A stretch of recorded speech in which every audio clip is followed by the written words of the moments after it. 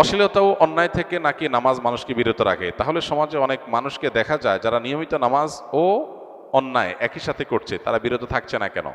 দুইটা বিষয় এখানে। প্রথম কথা হলো, যে লোকটা নামাজও পড়ে আবার খারাপ কাজও করে, এই লোকটা নামাজ না পড়লে এখন যা খারাপ কাজ করছে চেয়ে বহুগুণ বেশি করত। দ্বিতীয়ত, যে লোকটা নামাজ পড়েও খারাপ কাজ করছে, সে লোকটার নামাজ নিশ্চয়ই কোনো ক্ষেত্রে ত্রুটি হচ্ছে।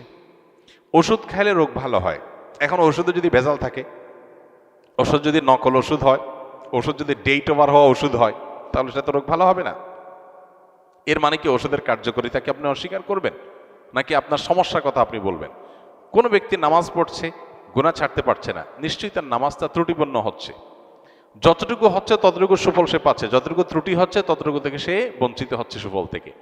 নবী সাল্লাল্লাহু আলাইহি সাল্লামের কাছে এরকম এক ব্যক্তি সম্পর্কে অভিযোগ করা হলো বা অনুযোগ জানানো হলো, তখন নবী করিম সাল্লাল্লাহু আলাইহি সাল্লাম বলেছেন যে অচিরেই তার নামাজ তাকে অন্যায় কাজ থেকে বিরত রাখবে, কারণ আল্লাহ বলেছেন ইন্নাস সালাতা তানহা আনিল ফাহশাই ওয়াল মুনকার, অশ্লীল এবং খারাপ কাজ থেকে নামাজ বিরত থাকে। অতএব নামাজকে যত বেশি সুন্দর করা যাবে তার সুফল তত বেশি পাওয়া যাবে।